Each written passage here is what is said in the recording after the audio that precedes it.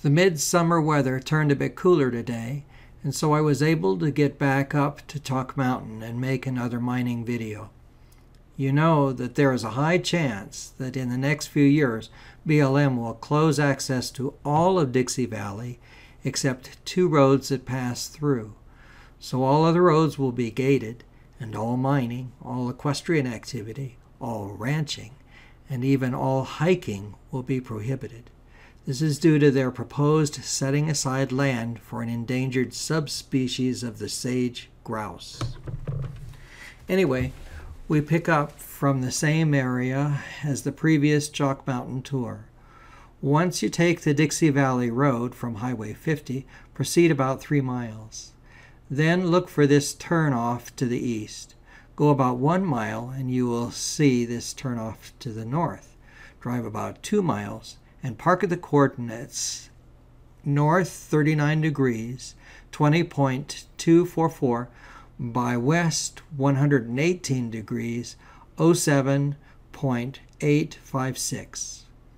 If you continue down this main road, you will eventually end up in Wonder. The road east requires a 4-wheel drive. Anyway, I walk that, and that's about 1 click. You will see a yellow claim boundary sign along the road. This was just recently put up by the new owner of a mine I previously explored on the last video. Good for him. Just before, the road bifurcates, so head away from the claim to the south. After about a 1/4 of a mile, you will see 2 mines. The more prominent one to the right I explored in a previous video. So head up the hill to the tailings on the left. There is no trail, and the hill is moderately steep. 15 minutes from the bifurcation should get you there. This is a prospect, but it is still pretty darn interesting. Its coordinates are 39 degrees 19.982 by west 118 degrees 07.540. Here is the audit, and you can see the mineralization they were chasing. It looks pretty good. Lots of thin and ill-formed quartz stringers, thoroughly mixed in iron, sulfur, and magnesium. There is no copper sulfate. The tunnel was hand-dug and proceeds back about 20 feet or so. This is at the very back of the tunnel, and you can see the mineralization they were chasing peters out, as well as all of the quartz. The party's over. As you metal detect, be especially vigilant with your contact zones. This is where the outer border of the mineralization meets the host rock. In your most ideal situation, the mineralization is flat to the floor, horizontal. Your biggest payoffs tend to be at the bottom of this mineralization level. The gold and the silver are percolating down because of their heavy specific gravity. Less ideal, but still good, is at the top of the horizontal mineralization zone.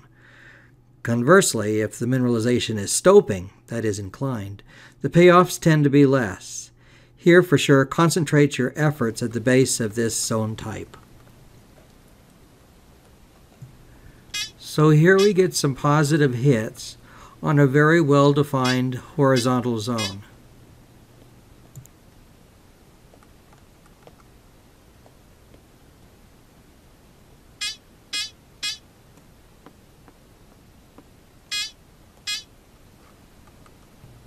Here are some very strong hits from a mine just a 15-minute walk south.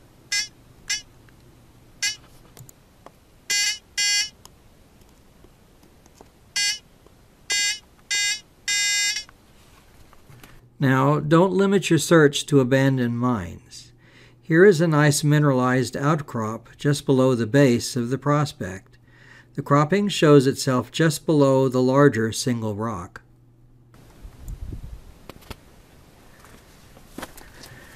And here is another outcropping. With the metal detector, it is exceedingly high in iron content.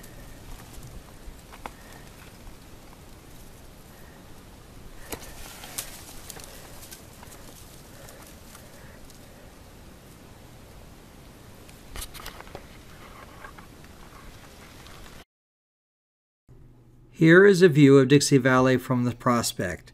I hope this information today motivates you to get out there and explore this wonderful area before its access is taken away.